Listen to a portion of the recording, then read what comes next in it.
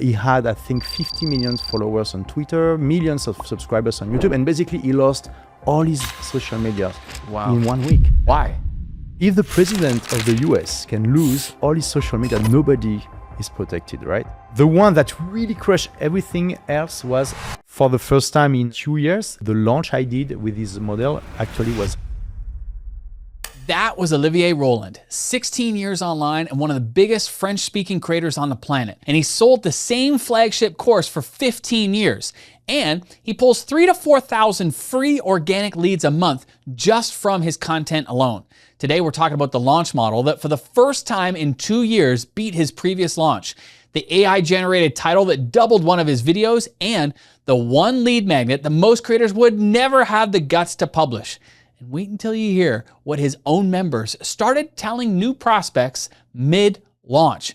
It is so good. Let's get into it. Olivier, welcome. Thank you. So, dude, you've been online for a long time. Yeah. And doing phenomenally well in the French market. And where you really established yourself was as a blogger. And so I just want to ask, like in today's marketing world, is blogging still an effective tool? It's still an effective tool, but it's perceived as obsolete. So I stopped using the word blog. I'm using website. Okay. Now, because blog is perceived as obsolete, but website is not. Even though it's the same thing. Yeah. Right? And I even say in French, site active, meaning like it's something you build that will work for you. You know, so it's like an investment. So are you, my natural instinct is to say blogging again, but are you writing on a regular basis for your website? So I haven't been writing for my blogs, for my website since like 2014, I think. Okay. But I have a team. So that's interesting because I had a team of writers. We can say blog in these interviews, okay? You know, my biggest blog is about great books. It's books that can change your life, the title. And it's basically summaries of great business and personal development books, you know?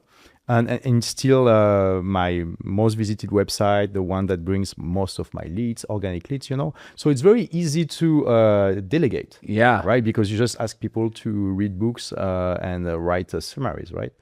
So I did that, more than 10 years ago. And I decided to now use AI to do the process. It's still not in place, but I think it's something the AI can do very well. We'll see how it goes, you know, because, and then you can ask, okay, but so if everyone does this, how can you, make your dent in the market? The strategy I teach has always been to have the blog in the center of the ecosystem, but not alone. Okay. It was important back then. It's very important today to also have content published on other platforms, especially in video forms. Just publishing article, you're shooting yourself in the foot. It's too hard. Yeah. But the biggest mistake I see people making today is like neglecting these aspects of their ecosystem. It's still good to publish articles. It's very important to have a website today. Yeah. For two main reasons. The first one is like the website is the only place in the whole internet that really you own. Yeah. That's important because, I mean, we had this guy like a few years ago with a very, very prestigious job, you know. He had, I think, 50 million followers on Twitter, millions of subscribers on YouTube, and basically he lost all his social media in 1 week. It was Donald Trump. So if the president of the US can lose all his social media, nobody is protected, right? Interesting. I see what you're saying. So yeah, Donald Trump lost all of his social. Yeah. And you're saying if he's at risk, all of us are at risk. Of course. Yeah. Right? I mean, that's probably the most prestigious job you can have on the whole planet, right? Yeah. To be president of the US. So, but nobody can kick you out of your own website. So it's important to have this piece of sovereignty in your ecosystem. One of the effects of these is like your conversion rate on your website is way higher than on the rest of your ecosystem because you're also the owner of the interface. Right. Because if on you're like, you want to launch a product and you're like, okay, I want to put a big banner on the right column of my YouTube channel and a big header on my Facebook page. Well, you can't, right? Because you don't own the interface. Yeah. You're not, you're like basically renting the place to someone else, right? Yeah. So you can have like 5 to 10% conversion rate. It's not easy, but it's possible. Like meaning the percentage of people who visit, who will subscribe to your mailing list on your website, and it's very, very, very hard to go higher than 2 or 3% on social media. I'm speaking organic and not paid traffic. Yeah. So the two combined makes you more resilient, less tied to the algorithm. Because also it can happen, you're crushing it on one platform, and then suddenly overnight the algorithm changes, and boom, your reach is divided by 10, you know? So what I hear you saying is that like you're really focused on having a mix of different traffic sources, but always making sure that there's a portion of that is that you own, you control. Yes. And that's your website. And I'm assuming that's also your email list. Absolutely. So the website is the only location you own, and the email list is the only communication channel you own. And I mean, if you go to an event of online entrepreneurs and you ask, hey, who here had his one of his YouTube videos deleted, or a YouTube channel removed, or a Facebook page, I mean, probably 5 to 10% of the people will raise their hand. Yeah, they've experienced some kind of problem where they've been like banned. Or some content was banned, you know. And I mean, it's not common, but it's not rare either. It can happen, right? Yeah. Because when you publish content on social media, you're not on your own territory. Yeah. So you need to follow the rules of the owner. And I mean, I'm not saying you should not use social media, right? But you need to take this into account. And on your website, I mean, if everything really, like worst situation, you are banned from every social media like Trump, you're still on your mailing list on your website, and your business is not dead. We were having a conversation off camera just about how so many people miss the fundamentals and, of the core building blocks of growing a business, especially online. The website is one, email list is another. And we were saying how email list, people turn their nose up oftentimes when it comes to email marketing, but it's still like one of the most effective channels for, marketing your business. I think it is the most important. Yeah. It doesn't mean you shouldn't use the other communication channels. WhatsApp is great. Telegram is great, for example. But if you don't use a mailing list, you're missing out big time. Yeah. Yeah. Not only because you can be, again, kicked out of any social media anytime, but also because, that's the highest communication channel we have. What are you doing on a regular basis to build your email list? I'm really good with organic content. I also publish a lot on my YouTube channel. So basically, I do a call to action, in the videos, so people can receive a lead magnet. In exchange of them subscribing to the mailing list, and also the blogs bring a lot of leads, organic leads, and it's maybe like 3,000 or 4,000 leads a month. Wow! But it's free. Yeah. So it makes a big difference in the business. And I also do retargeting, so this is paid traffic. So that's one also of the big advantages of creating organic content. And most people miss this. It's a great way to do paid traffic too, because you can retarget your own audience, and usually you get leads for a cheap price compared if you just target cold traffic, because people already interacted with your content. So first, they are a bit more qualified than pure cold traffic, and also they had time to see that you can bring them value, right?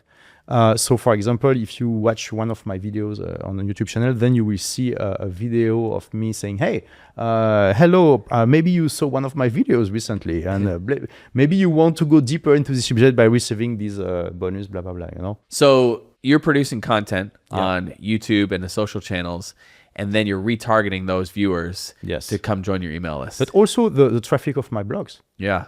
You can retarget easily on Meta and on Google the people who visited your site. I gotcha. Yeah. So let's talk about your lead magnets. Are you creating new lead magnets on a regular basis, or are these like tried and true lead magnets that you've been using for years? How do you think about those? Yeah, I should do the first option actually, but I'm still using an old lead magnet I created. I mean, fundamentally, it's still working. It's still the same lead magnet of 2010. I updated it, though, but it's still fundamentally the same one. Wow. But it's on my to-do list this year to create a few more. Okay. Yeah, I've been a bit lazy with these actually.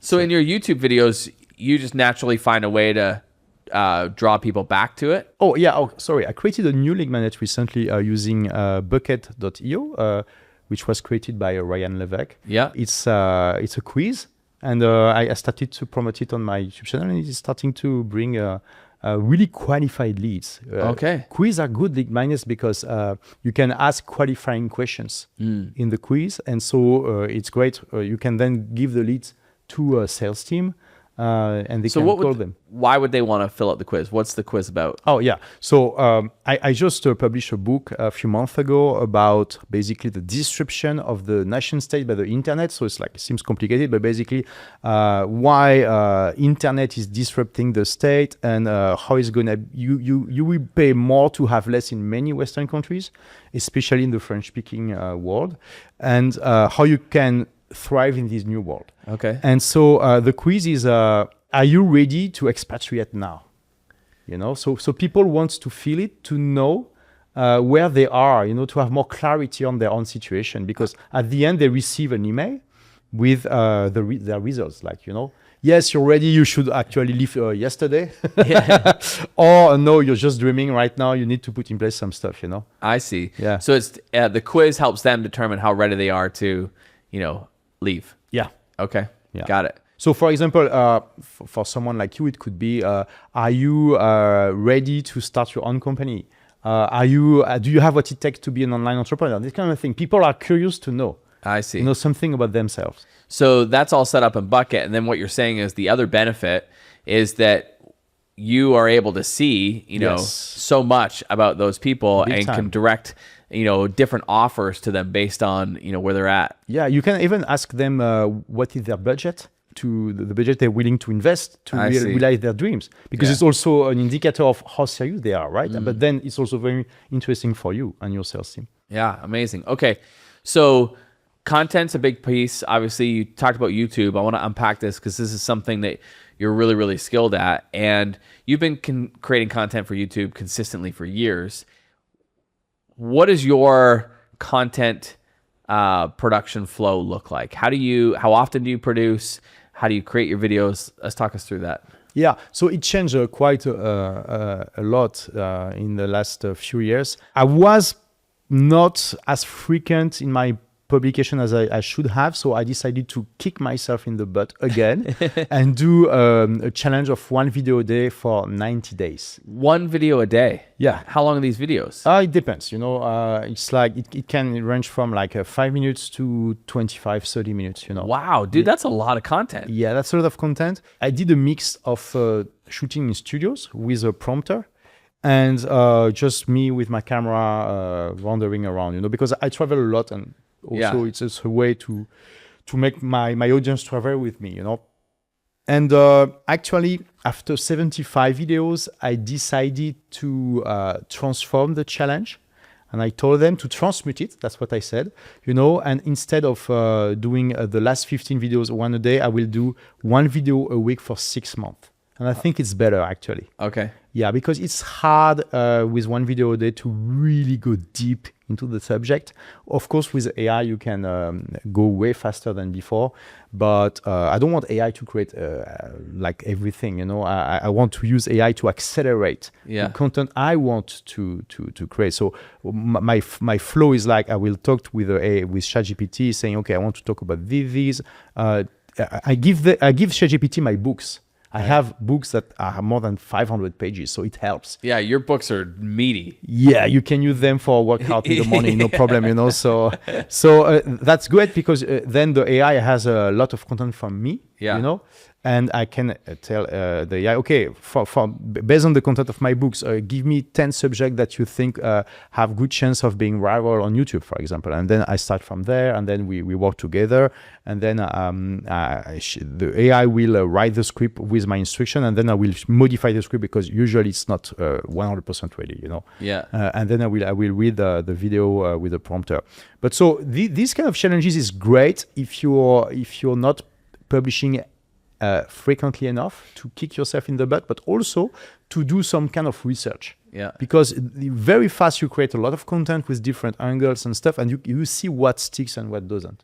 And so for you, how does that influence future content that you're creating? Yeah, I mean, you see what topics interest the audience, but also the angles that work the most. And AI is amazing to brainstorm with, to find good titles.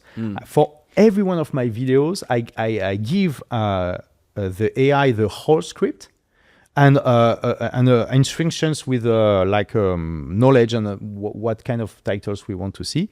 And I give this exact same prompt to 3 AIs, to ChatGPT, to Claude, and to Gemini, just because. And I tell them, okay, give me the 10 best titles.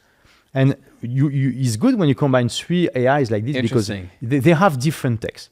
Interesting. You know? Yeah, and I mean, I use POE.com because you can access all the AIs in the world through this interface. Okay. Yeah, but you can also just use your different accounts. But it's interesting. I don't do that. You know, I primarily use Claude for a lot of my thinking as my thinking partner. But I love what you're saying is that it's almost like getting 3 different perspectives. Yes. Yeah. Yeah. You have a team of AIs.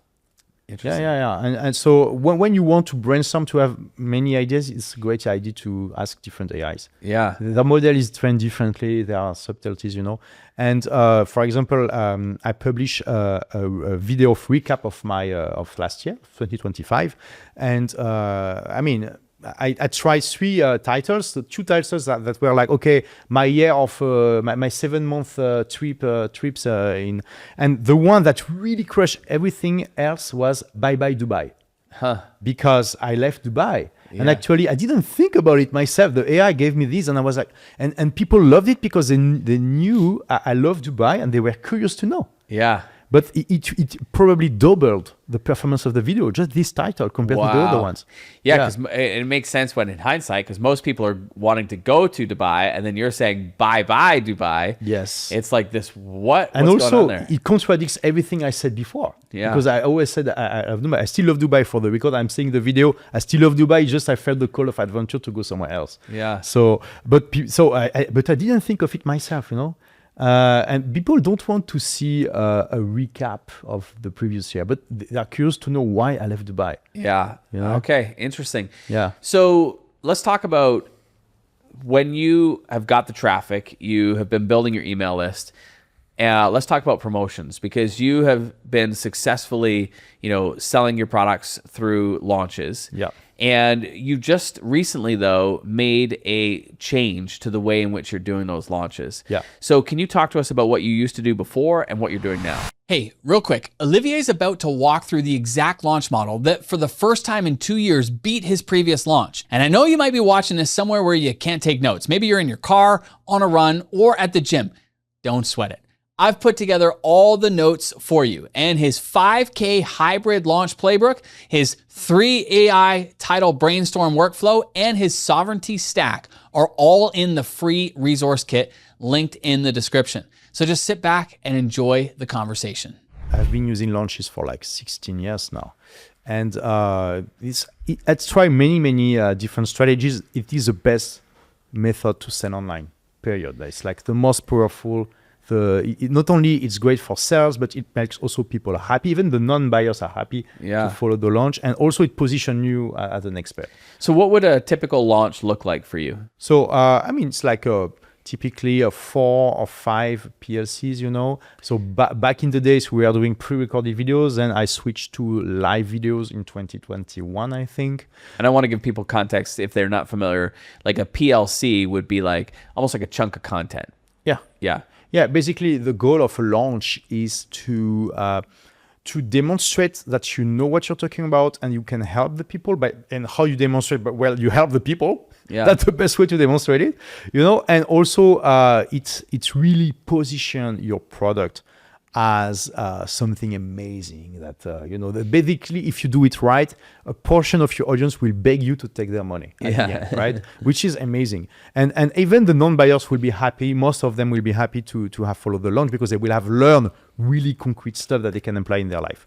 And so I switched to lives in 2021, and the biggest change, I did at the end of last year, was before. The call to action was like, okay, I'm going to open cart this day.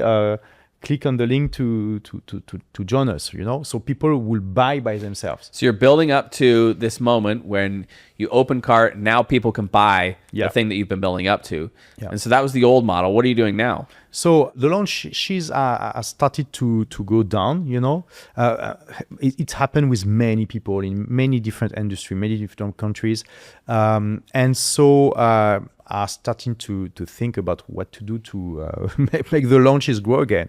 And so in the French-speaking industry, I'll just look at what the people who were doing very well were doing, and they were selling. So two big differences. They were selling first, instead of 2,000 products, euros, dollars product, they were selling 5 to 6K. Products. So significantly higher price point. Significantly higher, absolutely. So it's not only, usually it's not only a course, but like a whole service with coaching and this kind of things. And the thing is, at this level of price, it's very hard to sell directly. People need to have someone on the phone. So the call to action is not anymore click on the link to join us. It's like book a call with someone in my team, and we'll see if the program is a good fit for you or not. So you've got content building up to this open cart moment. Yeah. Now, instead of sending people directly to the website where they can buy for a $2,000 product, you're sending them to go book a call. Yeah. Where on the call, you're then offering a $5,000 to $6,000 package. Exactly. Gotcha. So that's the playbook. I wanted to try it with. I always like to just put my toe in the water before jumping in. So I was like, okay, how can I try it without having to create a whole service for 5 or 6K? And I just resurrected a coaching group I created a few years ago that only lasted 1 year. And I hired a friend of mine who was a closer, a seller for other people in my industry, and he is my head of sales, and he recruited a few people for the sales team. And so we offered this coaching group at 5K for one-time payment and 6K if people wanted to pay in multiple installments, and but more as an upsell than as a core course, right? And it made a big difference. For the first time in 2 years, the launch I did with this model actually was higher than the previous one. Yeah. And I did a hybrid launch. Meaning the call to action, I did 4 PLCs live, and the call to action at the end of the first 3 PLCs was you can book a coaching call with someone of my team, because it was not only a sales call. I was very... You're pouring into them. Yeah. I really wanted, because the goal of a launch is really to help people. It's very important that, again, people who don't buy from you feel happy that they follow it. Well, I think too, that's a testament to you. You've been in this industry for literally decades. And I think it's a testament to you having that mindset that even the marketing and sales process, you want to be valuable for people who don't buy. Because, and there's a very good chance they get value from that down the road. They will buy when they're ready. Well, yeah, because this course has been selling it for 15 years. I updated it, obviously, right? But every launch, I have people telling me, oh, Olivier, I've been following you for 2 years, 5 years, sometimes 10 years. Wow. And finally, I decided to join. Yeah, absolutely. Yeah. You're creating customers in the future. Yeah. And also, it's just a human thing to do. And also, it's you need to do it because not only it's the right thing to do as a human, but also it's good for business. Yeah. So there is no reason to not do it, So I wanted the call to be the same. I didn't want people to feel they were talking to a used car salesman. It's very important for me. So I told the team, okay, I want you to coach them. I want them to have more clarity, and I want them to leave the call with a clear action plan of the next steps. I was saying during the live, you will have a coaching call, and for some of you, if team person you will have on the phone decide you're a good fit, we also offer you to join our community in advance. So they knew about it. And so I was afraid, honestly, that it would be a bad customer experience, but people were happy about it. So happy, actually, that they, for the PLC 2 and 3, they were advising other people to take the call. Wow. Yeah. So you had people saying, hey, the call's great. Yeah. jump on the call. You're going to get a ton of value. Exactly. Yeah. And they were saying it's not a hard sell, don't worry, and so I was happy about that. Oh, that's awesome. Yeah. I want to talk to you because you raised the price significantly of your package. And I know that sometimes, people can get a little squirrely, or confused or anxious about raising their prices. So I didn't raise the price because the course was still 2K, but there was this coaching group that it was offered in first I see. that I resurrected back from the grave. That included the course. So it was like you added to it. Yes, Okay. but people could still buy the 2K So course. it's a totally different package. I mean, it was a course plus way more coaching, and it's basically what Jeff is doing with Launchers compared to PLF. Right? It's a support for the year. Yeah, it's like a weekly coaching call. I mean, it was first monthly coaching call, then we switched to weekly coaching call, a dedicated Facebook group, and the coach is giving every participant a specific mission he has to accomplish for the month. So the analogy I gave them is like, if you buy the 2K course, we teach you how to build the boat. And every month you can talk to coaches about what you did and what you should do.